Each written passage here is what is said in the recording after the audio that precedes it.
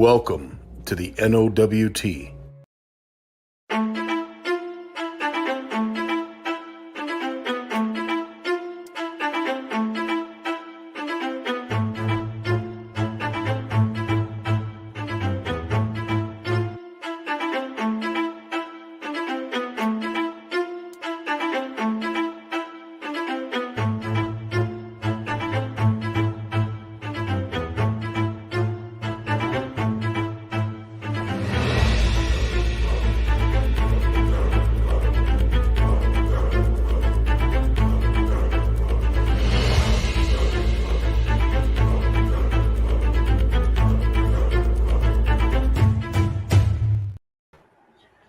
Back in the saddle again, Danny. How we doing, my friend? Cheers, buddy. Cheers. We're doing great.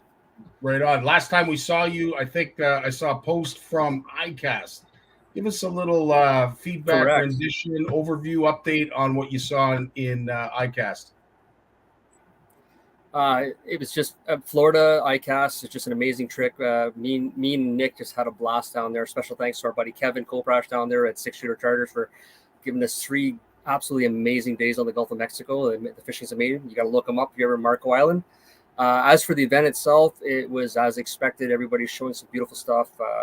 Lowrance and Garm and everybody else having their beautiful stuff to show us. And it was just amazing.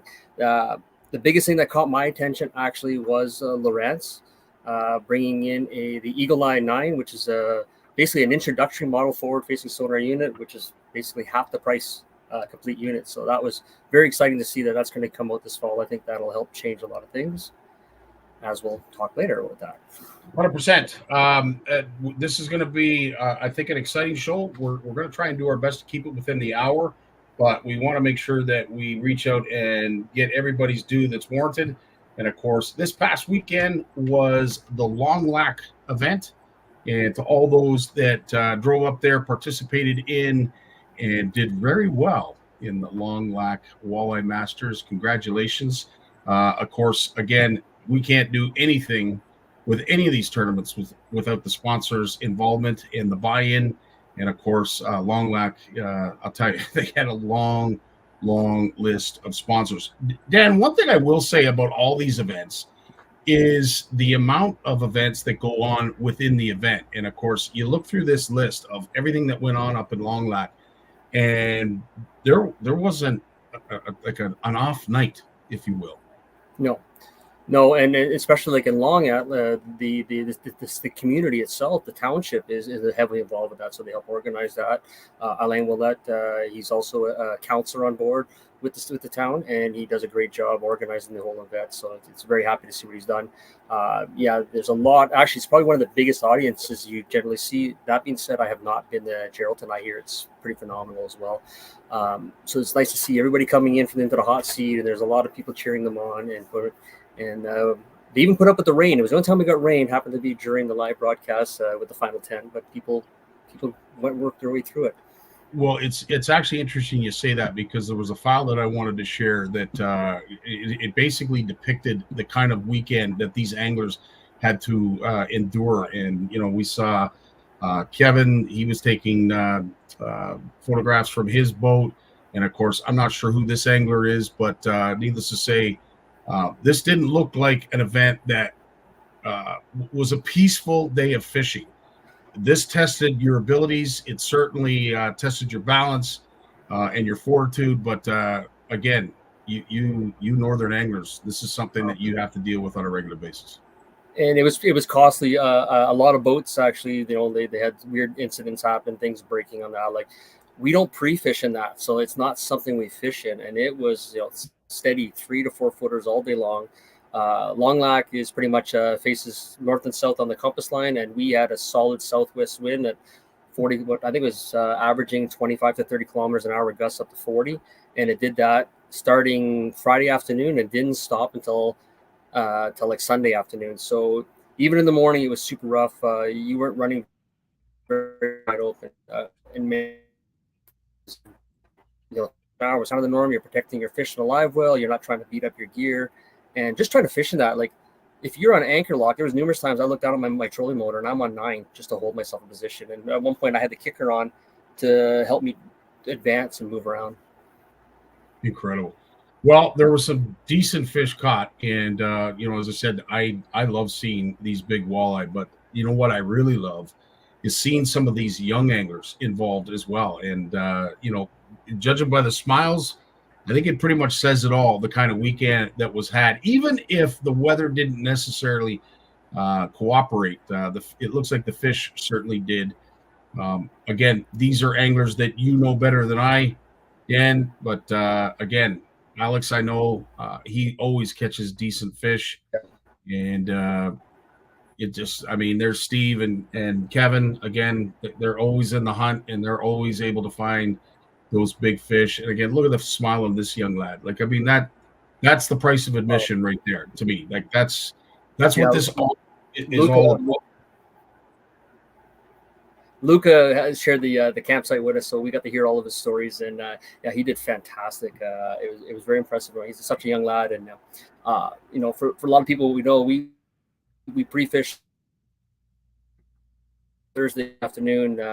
Mary Lisa, my Jody, and Luca, and we actually went on Pam Lake, which is the campground, and we actually went splake fishing for a few hours and just kind of got away from it. We just hammered the splake out there, had a good time.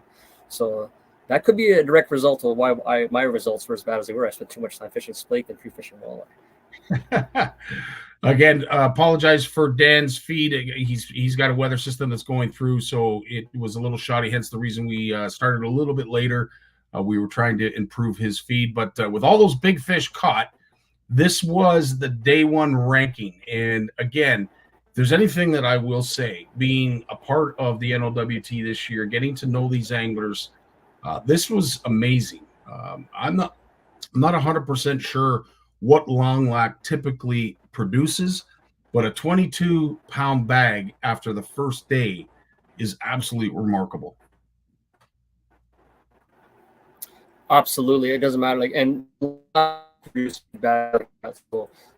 It's very, very common to be in that 12, 13-pound range, 15-pound range. So guys that found the way to get 20-pound bags, it's no shock to me whatsoever.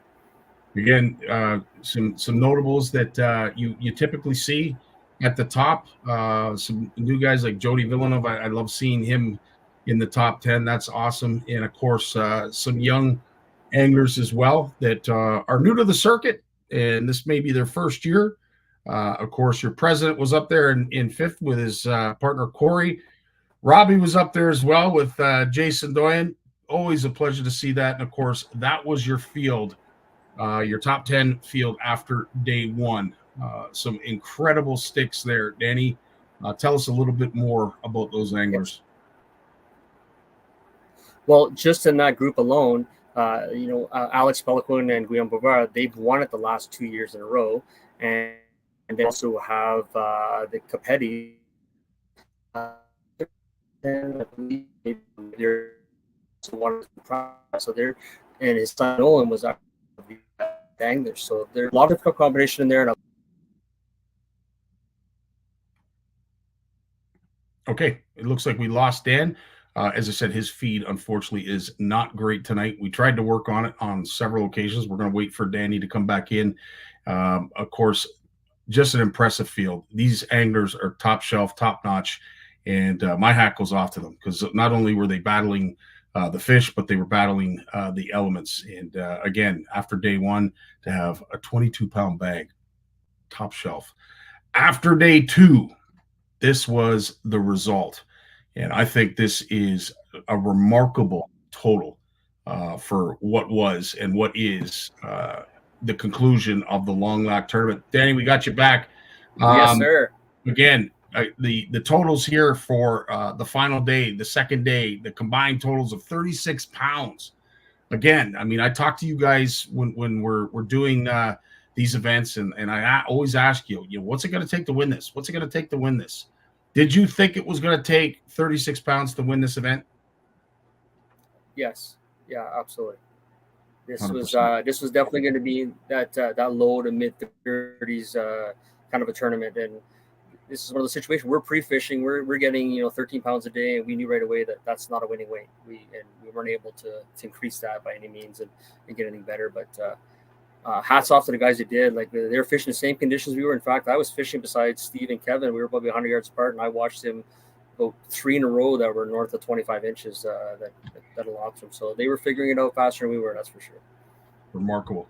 Notable here, you have a story behind this, but the female angler of the weekend. Tell us a little bit more about Pamela.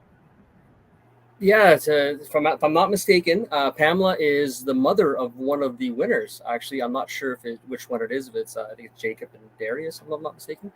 And also, I believe she cleaned house on the Calcuttas. I think she won 2 of them, so she'd done quite well for herself there.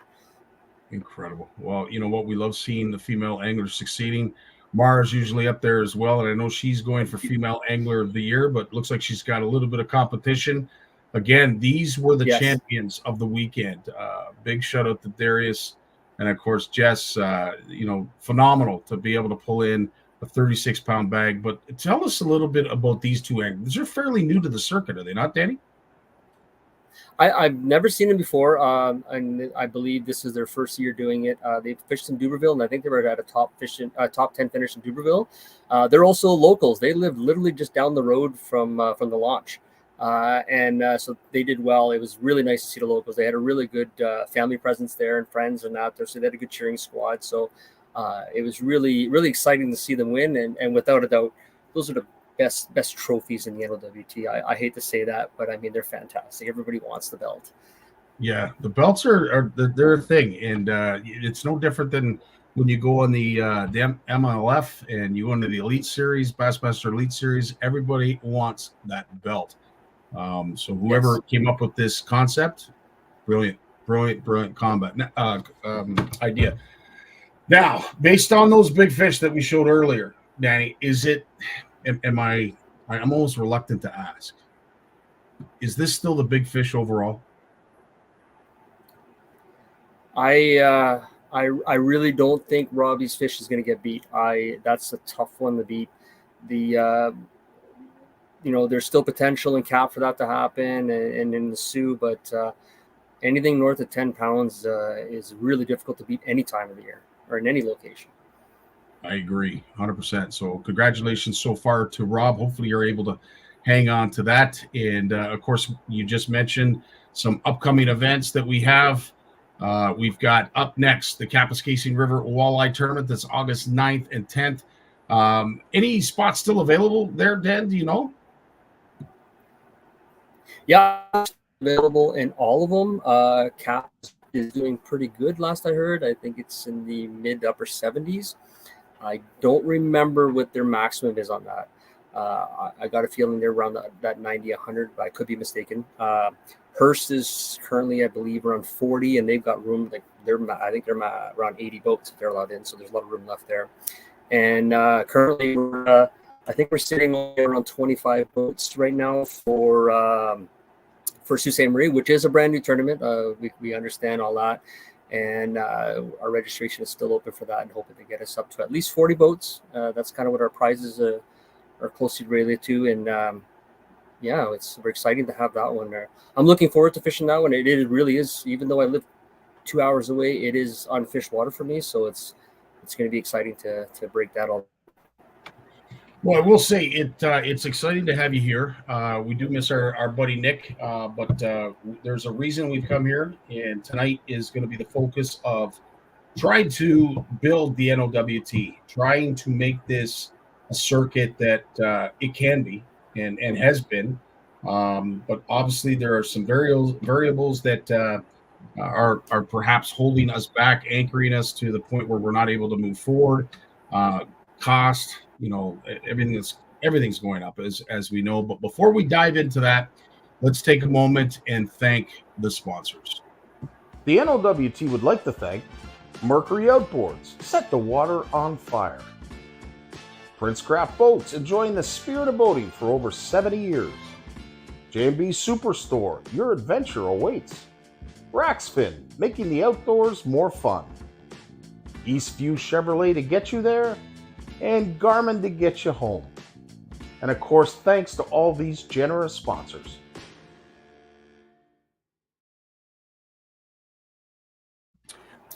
All right, we're back, Danny. I'm just gonna go over the comments, and anybody that has suggestions, everybody that wants to jump in, by all means, this is your platform. This is your venue.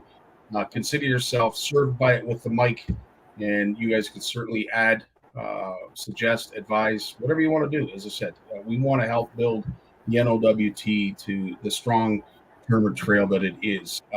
I know we talk about it all the time. It's like flogging a dead horse at this point. Danny, I got to ask, is forward-facing sonar at all a hindrance right now in your eyes as an angler to the NOWT? Not necessarily. I think in some venues it is, as we call them, the old school anglers. They're there. We seen that years ago in this area when that was coming in, and a lot of it came down to cost. So that's kind of why, like, I was really excited to see Lowrance come out with the forward facing that's at a much reduced price. Right, it's a good starter to get that all in there. That being said, like, Lua was actually very good. We got a few stats to actually help kind of talk about that as well. Whereas the only two events that had a forward facing sonar or non-forward facing sonar division were Longlac and Dubreuilville. So in Dubreuilville, 44%, 47 boats had no live out of the 106. So 44% is a very high number for that. Whereas in Longlac, only 18%, so 16 boats didn't have live. And in fact, 2 boats had removed their lives to participate in the no live category. So it just goes to show that there was a lot more presence for that there. Do you see and I think it's good that they... Sorry, Dan, do you see this as a selling point going forward for the participants? Like, I mean, obviously we have depending on the event, there's close to a majority, but do you see this as a selling feature for people to get involved in the NOWT? Yeah, sorry, Scottie. I'm only catching parts of that. Okay, no problem. I got So I'll try again. Having these non-forward facing sonar events, do you see this as a selling point for participants to get involved in the NOWT? Do you think this is a must-have, or it's nice to have going forward?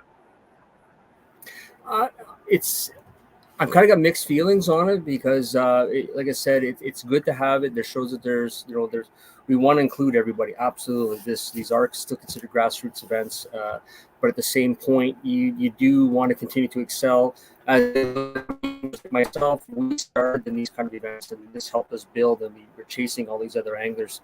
So by not having the live, it could make people just comfortable being where they are, but that may be where they need to be. So you need to be able to encourage that and promote that and have them in there. So I'm not an opponent of the no live category. I don't feel it hurts the event. I feel like it still opens it a possibility for everybody. But I'm also a big fan of forward facing sonar, so that's the direction I want to go. One of the comments that I've gotten from some other anglers talking is that some of us are running 2 units. I don't normally run a 2 unit, but the tournament we run 2 units. So I can understand where that's getting to, maybe limiting the amount. I could see that as being a potential, because we don't have the live. Very comfortable with that idea as well. It's costly. We want the technology. I just love using it. I think it's exciting. It's fun. It opens up new waters, new opportunities for me, new baits.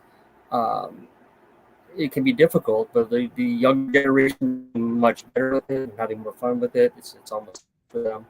You could pretty much eliminate having 4 units on your boat. Just have 1 unit if you want, and just still fly by night driving. And not, to me, having like live sonar and auto mapping is extremely important to me. I think that's very vital. So and Shane and I talked about this last night, that obviously the learning curve when it comes to forward-facing sonar, it might be a little bit different depending on your background, your age. It's hard to get us old dogs to learn new tricks. But to the numbers and the stats that you shared, and I really appreciate Chantal sharing that, because I didn't know. Oh, okay. Sorry, Lua. When I was at Matagami, it almost seemed like there was 1 or 2 boats that didn't have it. So after Matagami, I was kind of like, is forward-facing sonar even an issue anymore? Because it seems like everybody's got this thing on their boat. I also like the idea of keeping it to a maximum. not so much a minimum, but obviously a maximum of 2. You have you and your partner. You see a lot of them where they're using the ice fishing unit and a backup battery in order to run the one mount, and then of course you have the bow mount with whoever's steering the boat with the trolling motor. So yeah, would I say it would be a great idea to maybe limit it to 2? Yeah, I would be in agreement with that 100%. Yeah, and it helps because what happens too is you got to remember a lot of the guys that are that we consider the locals or the people that are the old school anglers. They're not as diehard, I guess, as we are. They don't want to spend 7 straight days pre-fishing or 5 days pre-fishing. They're coming in work reasons, financial reasons, whatever it is. They're able to do 1 or 2 days. That's maximum. So that kind of helps in that regards too. That if we're limiting in those aspects, keeping everybody on the same kind of playing field in a choice. And so when you have events that it's very clear, like Duberville is a perfect example where it's almost divided down the middle, live and no live. So absolutely having that category is a great idea. Longlac had it, but to me those numbers are very low. It was 18%. So, it's still beneficial. Because they feel it's beneficial, and you still want to keep your people happy out there. That being said, too, like Longlac had 87 boats participating in that event, so that was nice to see. That's pretty good. The highest number we've seen was in Duberville. It was 106. What was the other number we had here? 74 Matagami, and Geraldton was at 90, which I think 90 might be their max, if I'm not mistaken.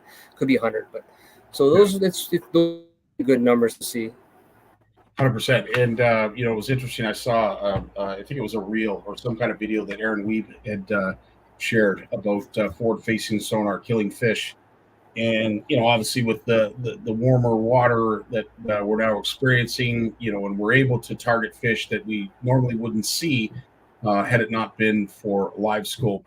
There is that element that we're always concerned about. And I know the NOWT does a fantastic job trying to release every fish. But it's not always the case. And, we try to, stack the deck in our favor so that these fish can be released. But, the reality of it is the water temperatures rise, mortality unfortunately goes up. And with you having the ability to target fish that you normally wouldn't see with forward-facing sonar, does it make the fish in your eyes, Dan, more susceptible to harm? Personally, no. Like the fish that I'll use Longlac as an example. All the fish that we targeted, they're all fish that we normally would have trolled for. They're in the deep. We would have long line cranks for them, 15, 20 feet down, and that we wouldn't have caught as many as we would have done, but we still would have caught those fish and still have the same thing. The difference is now we're still trolling, but now we're specifically just casting at individual fish as we're going along. So you're still catching the same fish in the same locations that we were. To a degree, I guess, to a certain extent. I've never seen that out here on Lake Huron. If they're not on the structure, then now I'm looking off the structure, but at the same depths, they just pull off and there. The warmer water is definitely a big problem. Weather conditions are like when it's rough outside, we got to take care of them. They're basically in a tub of water, so when we're hitting waves at 40 miles an hour, the fish are taking that grunt as much as we are, and they don't have shock absorbing seats. So that can have a negative impact when we go to release afterwards. And you tend to see that even at home. It's hard to keep fish alive if you want to keep fish. They get beat up. Calmer situations, they do better. Fishing in the fall, we're catching them deeper. We're releasing them in shallower water now. You have all of those magnitude problems at every different event, so that we've got to take care of. And a lot of it really does fall on the angler and how they're going to treat the fish so that the tournaments have an opportunity to release them, because they can only do so much. And they do a lot. They try all the time. I've in the meetings, it's a constant conversation. How can we better? How can we do better? How can we do better? And they talk to biologists and they work with biologists. And so, I credit all the tournaments for what they do. So they try hard. Now it's 100% on us, the anglers, to make sure we're doing our part as much as possible as well. Well said, Danny. I will say too, with the forward-facing sonar, I think again we have flogged this dead horse long enough. To me, I think the events themselves are addressing the issue. If they are finding that their anglers would prefer to have at least a division of no electronics or no forward-facing sonar, they're addressing that themselves, and I believe the NOWT is supporting them in that. So really, at the end of the day, this is an event by event basis. And when it comes to forward facing sonar, I think it's just a matter of what Shane said. It's a learning curve. Eventually, everybody's going to be there. The technology is only going to get better. And with you being at ICAST, you saw it firsthand. Things are getting more and more detailed, and they're now starting to find ways to provide this technology to the angler without the steep price tag. So I think this situation is almost going to rectify and deal with itself. Here's the next one. Sorry, okay. Dan. Don't say your piece. No, I'm ready. Okay. Here's the next. I was just going to make the. Want to fight about this or what? So I was just going to make the comment. We also at ICAST, a lot of the stuff we see.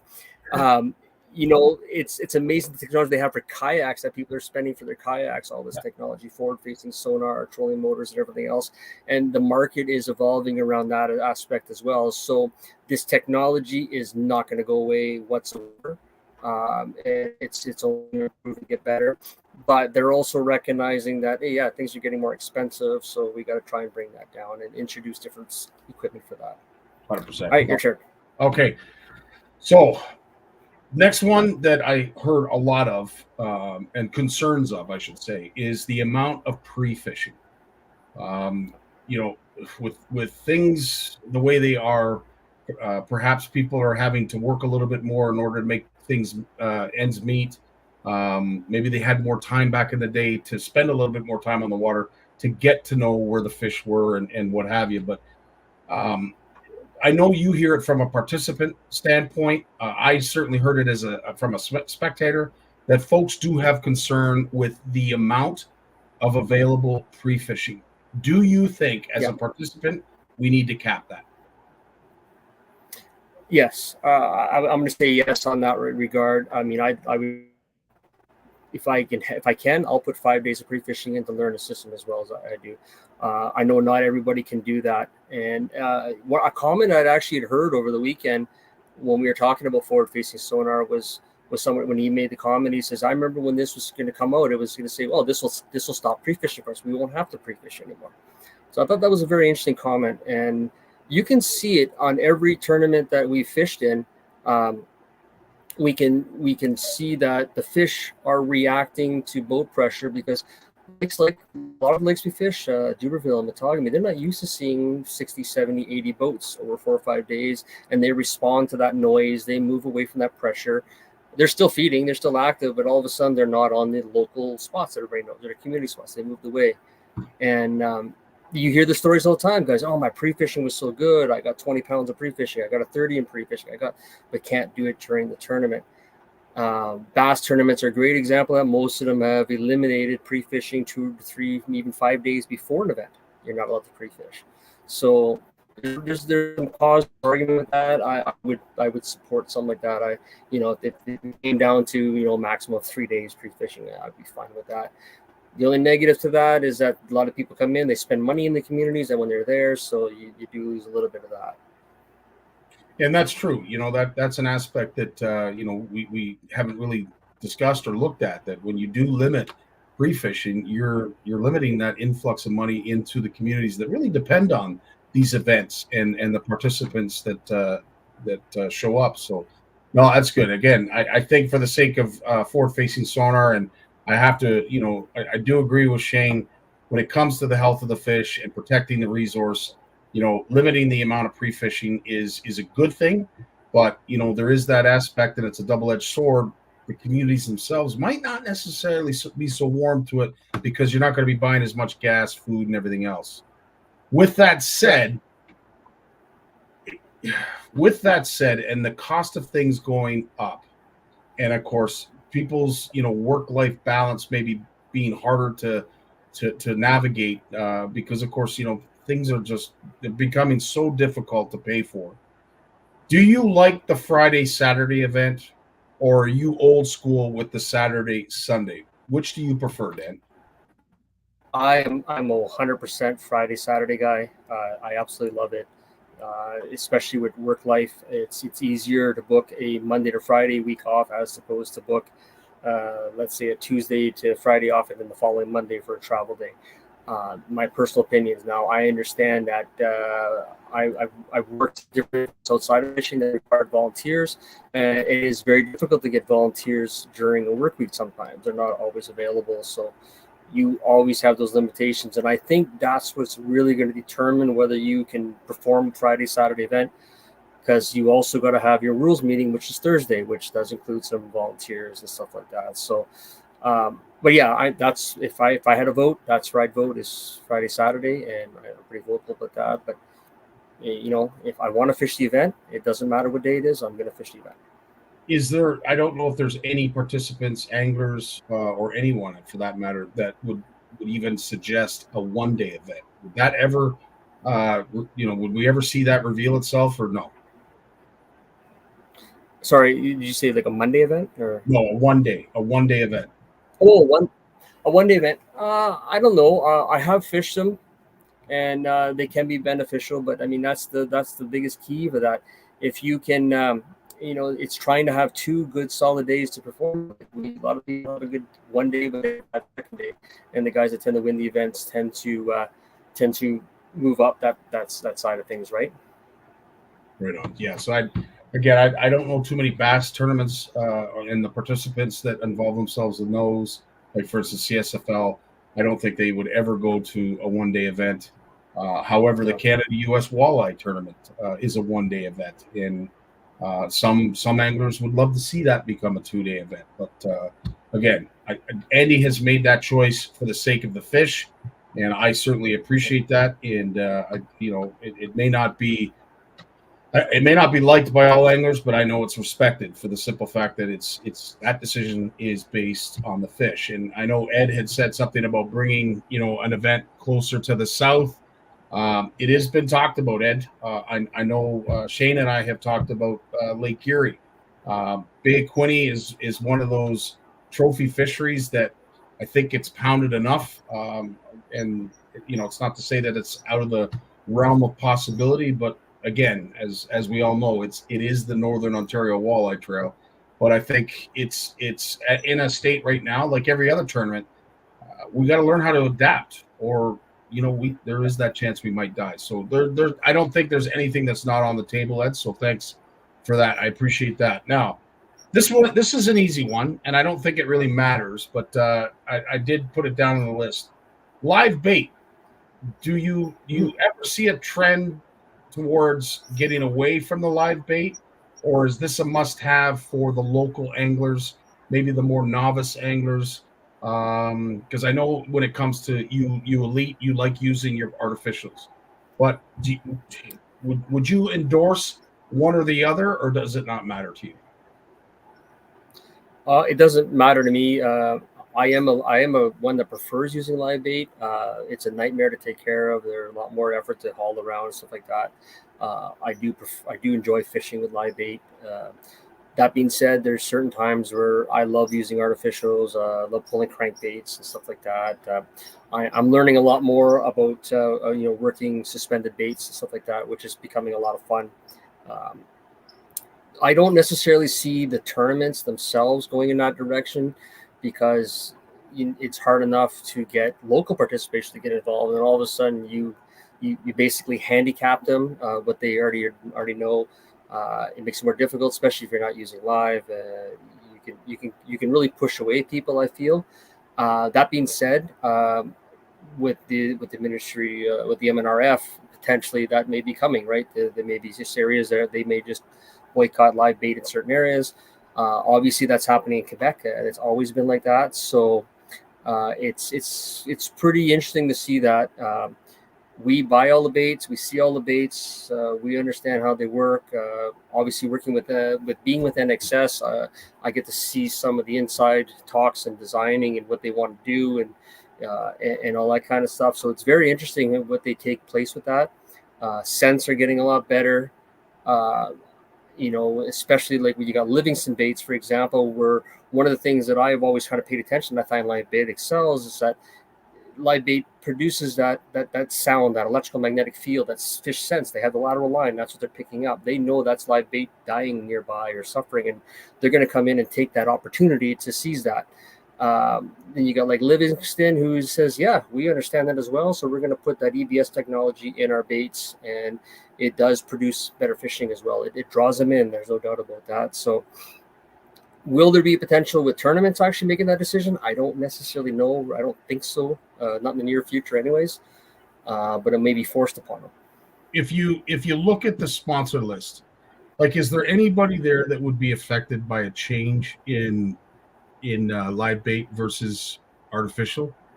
I don't foresee anything. I mean, myself. I mean, you mentioned Livingston and of course NXS, but with what I see in terms of the sponsor base, outside of it being an influx of money to the local commercial angler, as well as tackle shop that's selling it, I don't know that anybody would be directly affected, but it is definitely something to consider. And as you just mentioned, and as Shane mentioned as well, like sometimes it just warrants a live bait presentation. So taking it off the table, I have to say, I don't necessarily agree one way or the other, or disagree one way or the other, but I have a feeling that the way we're going with the transportation of fish, bait fish in particular, water is more the proper term. I have a feeling that the MNR and those that are making these decisions for us will do that before any tournament trail has to do it. So I have to agree. I agree. And the other thing too, also that would make a factor changing is the cost of it. Plastics have come down a little bit or stabilized, but bait has increased. So all of a sudden, a dozen minnows is the same value as a dozen plastics, and you get more use out of the plastic. So that kind of draws people in. And I rarely see people walk in and grab a couple of bags of minnows and not a couple of bags of plastics and walk out, and especially when they hear, oh, this is the latest craze right now, so they're going to jump on that. So I think people are like myself, we're learning, we're getting better with these plastics, and they are much better quality. You have so many different options now. It's not like the old twister tails like we grew up with. So I think people are getting more comfortable with it. And that's a big thing. It's comfort. It's like electronics. You got to get used to use them. Yeah, no, very true. I'm going to basically use this as a segue for the next topic, which I think is something that we've sort of touched on with all of this. But Lua has brought a great a conversation, if you will, that was brought up at Longlac. Chatting with a few locals in Longlac, one had a great idea that I'll share. Instead of all of the random prizes, why not have a small local top 3 or top 5, maybe even for out of the money locals? The local side pot doesn't go to someone who is already cashing a check. As an angler, let's take your opinion. Dan, you are a participant of the NOWT. Is this something that you like? Yeah, absolutely. It's nice to spread that around in a sense. I remember a few years ago when the biggest concern was, first place is really good, but then it drops severely after that. So then those prizes came up. So then it was nice, and hey, you're still doing quite well if you finish 6th, 7th, or whatever. So if you're not affecting those in any regards, then yeah, it's a really good idea. But then you're policing people to make sure, are you really from a local? Are you really from here? That kind of thing. I don't know if that could become a nasty little trail to go down. I'm not sure. But it's definitely a great option to look at. And that's one of the things that I was really impressed with this year, not just with the NOWT itself had done. We increased so many prizes. Shout out to Nick. He brought in a lot of prizes. Shane was able to get our prizes moved around with Garmin so that they're more beneficial, I guess you could say. They were going to good homes and making that more interesting. But the tournaments themselves have also stepped up, and like you've seen so many different prizes going down the line. Like with Longlac, that every 10th spot had a prize. I think actually they ended up making it every 5th spot. So that was really nice to see, and that really encourages, especially locals and especially new people coming in. Because I used to be a local, and I used to be a novice angler, and now with Sagamore, because the prizes were so good. It didn't matter where you finished; you felt like you were walking away, at least getting your money back. So that's always I think that's always a nice goal to have. So it's a nice segue to bring up my next topic, which I think for those like myself who are looking from the outside in, you are starting to see a gap. Now, I think everybody sort of identified forward-facing sonar as the Moses splitting, the two bodies of water. I don't think that's the case anymore. As we identified at the beginning of the show, forward-facing sonar is something that folks are going to catch up. The technology is going to make it easier and easier for people to understand. The detail of what it is they're looking at is going to make it easier for the user. So at the end of the day, technology is going to help those anglers that have that wide learning curve. And now that it's out there, and from what we see from some of the stats, it's quite possible that every boat may have it on it in the very near future. With that said, you do see folks, like some of your top 10, continuous top 10 anglers having days on the water that are obviously more productive than some of the locals. Perhaps they get a little bit more time off because they're running businesses and whatever to pay for their involvement in the NOWT. They have an advantage. With that advantage, do you see the need to split divisions? Do you see the need to create an elite division or a novice division or a hometown division? Or is that part and parcel to a negative aspect of the NOWT, having that split? Again, I know I've rambled and it's a huge question, but do you see a need for divisions? I'm starting to see that, and it's kind of similar to what you see with the National Walleye Tour, where they have the pro side and then they have the co-angler side, and absolutely, because it is a visible separation now. There's a big gap that we need to fill in. Like some of the stats that I quickly looked up to is, like I looked at how many anglers have done more than 3 events, and then the number currently is only at 45 anglers that are over 33 events. I know that's going to increase. Will change that, but realistically, we might only get about 60 anglers, not teams, individual anglers that have fished more than 3 events. And there's more than there's quite a few that have done 2 events as well, but the number is staggering. How many have just fished 1 event? So those are locals that only do this specific event for the season. So if you start creating these divisions, like we created the female angler of the year position. It's not just a tournament; it's a angler based on 3 events, hoping to draw more women involved in the circuit. If you separate that, where you have the pro amateur kind of class kind of thing, that may help do all that kind of stuff. Again, it's the financial aspect means that the value comes from the anglers who register. So you're taking from people to put in the pool kind of thing, which could have a negative effect as well. So it's a really, really tightrope kind of act, but I think it's doable, and I actually do think it's a good idea to have something like that. It's something up until this past year with the NCAA, and it's something I love. NCAA football. Anybody who knows me, and I love that aspect of the amateur. Unfortunately, they've gone away from it, and to the credit of the athletes, they're getting some compensation for their hard work. But, we talked about it, I think, yesterday, Dan. Our national team, when we field a national hockey team, typically we never had the pros because they were under contract. This might be the easiest way, perhaps, to go forward with this pro / amateur division, where if you are being sponsored, if you are being compensated for your travels, for your involvement in the NOWT, you then get yourself into a different division. Those who are locals, those who are new to the circuit, those who just want to dip their toe and see what it's all about, maybe you have that amateur division. Maybe you lessen, the payment to get in, the enrollment fee. Yeah.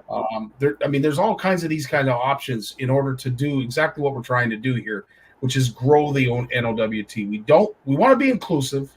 We want everybody to be able to participate, but sometimes it's not that easy to do if it's the same across the board. I don't know if you agree, disagree, or. I agree with you. I think the biggest problem there is the separation of pro and amateur. If you're not self-identifying yourself at this year, then that can change how you are, right? So, like for myself, I'm heavily pro staff. Like I got a lot of pro staff agreements, but I have 0 sponsors. So I'm self-sponsored. I all my tournament fees, all my tournament costs come out of my individual pocket. So by that definition, do I qualify as an amateur? So it's one of those kind of things that you have to figure out how to do that. In a way, we kind of do that now with the old schools, we call them the no live division. Well, that could technically change into, that's going to be what we consider our amateur, but you still have to do a few other things in order to get that figured out. But it's, a lot of the separation is that 10,000 hours. Like, how many times have we talked and I've come home from a tournament and you say, "What are you doing, Danny?" "I'm going fishing." And you laugh at me. We're going to put that effort in because I had a big failure. I felt I didn't do that properly. I should have learned that. So now I'm going to go home and I'm going to go practice that while it's still fresh on my mind. Or I just want to go unwind and I'm going to say, I'm going to go bass fishing just to get my mind off of how I've been fishing, just to let me reset and refocus. So a lot of people don't do that. They don't, they're not driven as much as we are in a sense. So then you have that little separation as well, right? True enough. We don't want to take the fun out of it. That's for sure. Well, this is the thing, and I guess that's what takes me back when it comes to you anglers. Like, all of a sudden the tournament's over, and I can only imagine how tired you are. And the first thing you can think of is, I got to get back in the boat and start fishing again. And that, to some who may not understand fishing or the passion for fishing, would think you're a little crazy. But I don't. I just it actually I admire you anglers for having the drive, for having the passion, for that continued strive to move forward, to learn, to better yourself, to improve. Not enough, I don't think, is said about that. And I think, I think we spend more time on splitting hairs on certain issues than looking at it for what it is. And at the end of the day, you guys are all competitive anglers and you all want to win. How you do that is different from angler to angler. And I don't know that there's any way you can turn us all into robots and we can all be the same, because we're not. We just aren't. Yeah, and just to kind of add on that, I can just give you what I've done in the last couple of weeks and what I've still got ahead of me, because I'm kind of right in the middle of it all right now. So Nick and I flew out on the 12th of July to Florida. We rented a vehicle. We drove across southern Florida, drove up to Orlando, spent our time at ICAST. Our flight had some major issues that we're not going to get involved, which forced us to rent a car. We had to drive 25 hours to get home across the United States. I got home on the Sunday. I had one day off. We left 9-hour trip to Longlac, pre-fish, fished the tournament, drove home. I got home the next morning. I drove to the Sioux for work. I just got home 2 hours ago from the Sioux. I'm leaving Friday for White River for our pro staff meeting, which is 6 hours away. And then from there, I'm going to Kapuskasing for a tournament and back the following Monday. So that's fun. I mean, it's exhausting. Red Bull is my buddy right now. But it's a lot of fun right now, and Mary Lisa and Ladybird are along for at least 70% of all of that, and they seem to be putting up with all that. And that's awesome, because at the end of the day, I think that's one of the great takeaways from some of the events that I've had the pleasure of being at, is seeing the father-son, the husband-wife, the girlfriend-boyfriend, to have your spouse involved in it. I think that's just awesome. To have a family member involved in it, I think, is even just as good, and if not better. But no, tip of the hat to all you husband, wives, fathers, sons, daughters that are able to compete and do this at the level that you are. It's truly inspiring. This brings me to our last topic, and I think this could be going against the grain of thought. When you think of growing something, you think of expanding. With some of the events that perhaps aren't getting the entries right now, could there be an argument made that in order to make the NOWT stronger, that we pull back on the number of events? Is that fair to say, Danny? What's your thoughts on that? Yeah, a thought, and it's not that a lot of people have had the same thought. And you start doing the math, and you're not spreading people as far or as thin as possible. I really don't know any other trail or event that does as many events as we do. But that being said, who do you remove from that? I mean, they do well. We're introducing new events, and we're trying to spread them out throughout the entire season. So I really could not say, yeah, this is the event that has to go, this is the one that has to stay. I just couldn't do that. But it is a comment that I've heard from a lot of people. And when you ask them like a specific question, okay, look, what are events you get rid of? Nobody says the same answer. So you end up in that problem. So you're not going to be able to appease everybody like that. But that being said, you don't have to fish all 7. You can choose the events you want to fish that suits your needs. And like I said, if we go back to the stats, it really boils down to the price of gas, the price of hotels, the price of bait, and stuff like that. Going, the tournament fees aren't that much. What you're getting out of it, it's a good reward, but it's very costly to do all these events. And I get that more than anybody, and we all do. Most guys are lucky to have a partner; they get to split the costs, even though they split the winnings. But we got teams from Quebec making these efforts, driving over. So it's more of a, do you really want to do it? Then you're going to be like us and find a way to do it. I'm not sure how to convince you or how to put you into that, because you know as well as I do, you have 10 people say, okay, I'm going to change that, and only 3 actually go. So it's one of those scenarios that it's very difficult to please everybody. That's a real tough question, and it's been talked, it's been brought up casually in many cases and stuff like that, where even tournaments themselves are starting to wonder, like, because let's say, for example, you see, the NOWT is only going to allow 4 events in here, regardless how they end up. These are the 4 events we have. Well, the other 3 events are not gone. They're just not a sanctioned event, so they're still there. So the people that you think you're drawing to the other events, so you're really not gaining anything else. So you're tapping the same market with the same people. I think what needs to help is, if you're going to have that, you need to try and draw more people in from here. That's cost. So until that kind of changes, we're kind of in a euchre position, right? And as I said, that's my thoughts on it. I don't want to step back to try and move forward.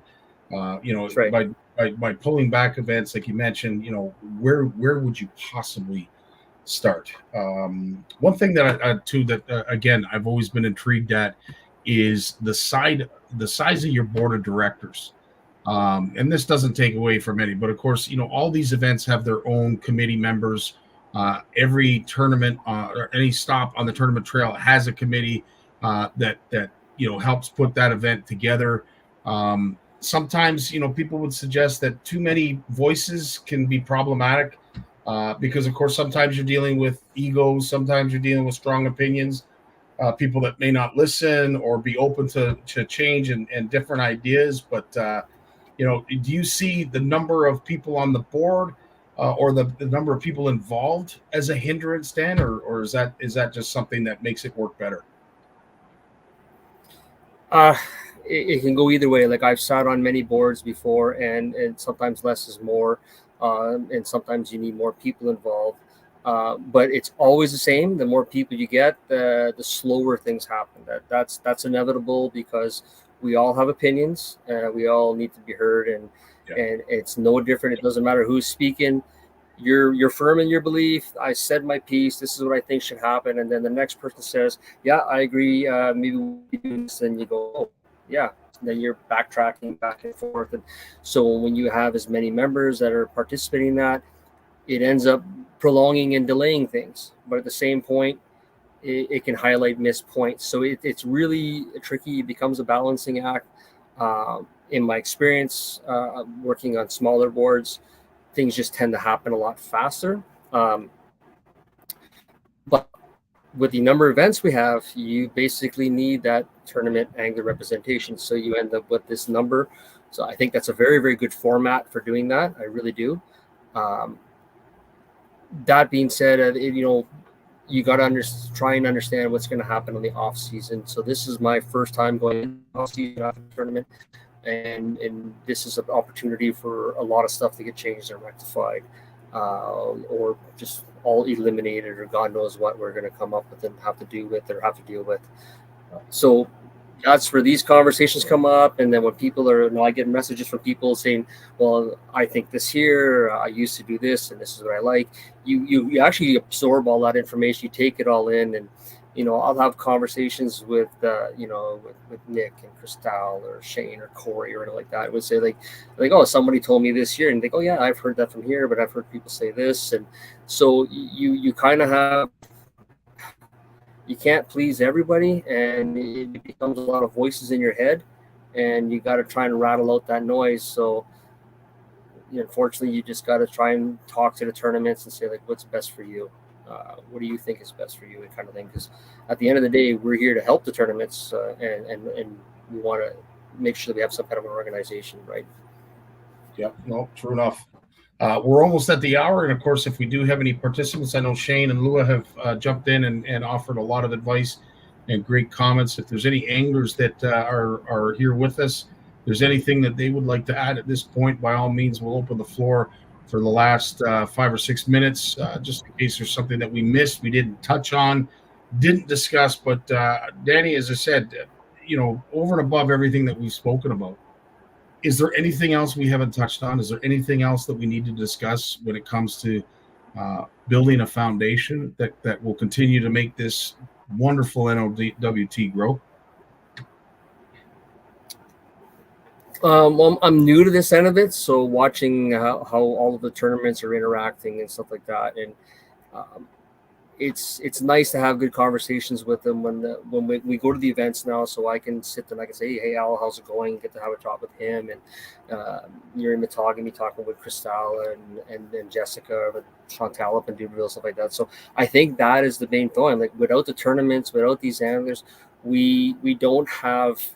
We don't have an NOWT. So, but at the same point, you want to encourage those big prizes and these big things coming in. You got to have the NOWT. So, I think the base roots is it's tournaments, and the tournaments are the anglers. So it's without either one of those, you're in trouble.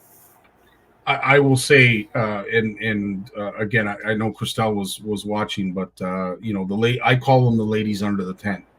And without those ladies, the NOWT just doesn't survive. The amount of work that is done from Tyler, from Chantal, Cristal, Jess, Lua, like the ladies under the tent are the wheels that keep the bus moving, and they are just as important. You couldn't remove one, in my opinion, and it be functional, successful, and work like it's supposed to. So I'm glad you touched on that, and I don't think it's said enough. But the ladies under the tent, they make things happen. They make this work. So big shout out to them. Tony's making up a great point. Like volunteers, 1,000%. Yeah, and the buy-in too from the community. When you start to see the like when I was in Duberville, Matagami, you saw the folks come down and pay witness to what was going on. I love that too, because it might not be their forte. Fishing might not be their thing, but it's an event that's going on in your community, and a community needs support from everyone. And I will say, I have been honored to be a part of some great community support. Duberville, a perfect example. Matagami, no different. I'm looking forward to seeing it up in Hearst, and of course Sault Ste. Marie, but Cap, Geraldton, Longlac. I mean, all these events, they have great support from the community. So yeah, Tony, you're 100% right. The buy-in from the volunteers, the support from the community, and of course the sponsors. It's what makes it happen. It makes it successful. So yeah, it is what it is. There's our buddy Nick. How you doing, man? Again, I don't know what else we can talk about, Danny. I know we've hit the hour.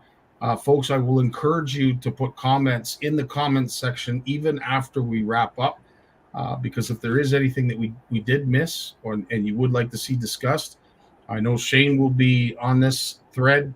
Danny, you'll be on the thread. I'll be on the thread. And if there's anything that I do see pop up, I'll make sure that I bring it to all of your attention. Any last words, Dan, before the train overtakes your background sound? Show's over. Train's here. We got to go. Thanks again, everybody, for watching and listening and your feedback and everything else. So let's keep doing this. 100%. I couldn't agree more. On that note, again, I want to encourage folks to tune in next week. Next week. Yes, next week. next week you're going to be up at Cap, are you not? Yeah, Monday I'll be arriving in Cap, and so we'll be up there getting ready and all set up. And we're actually going to be staying with friends at the bridge. They say so. That's where pretty well all the anglers will be at the launch there. So we're going to have a great forte of people around us. So we're going to be, of course, that's all we're going to be talking about is the events coming up. And usually this time of year we're all talking about anglers of the year points and where we all standing and stuff like that. So it's going to be a lot of fun. I'm looking forward to it. Right on. Well, we'll hopefully you get good signal up there, and we'll host this event. You'll be able to get to talk to some of the participants, get them involved, and I look forward to doing this again next week with you, Dan. Safe travels, my friend, to you and Mara. Thanks, buddy. Right on. Night, everyone. The NOWT would like to thank Mercury Outboards, set the water on fire. Prince Craft Boats, enjoying the spirit of boating for over 70 years. J&B Superstore, your adventure awaits. Rackspin, making the outdoors more fun. Eastview Chevrolet to get you there, and Garmin to get you home. And of course, thanks to all these generous sponsors.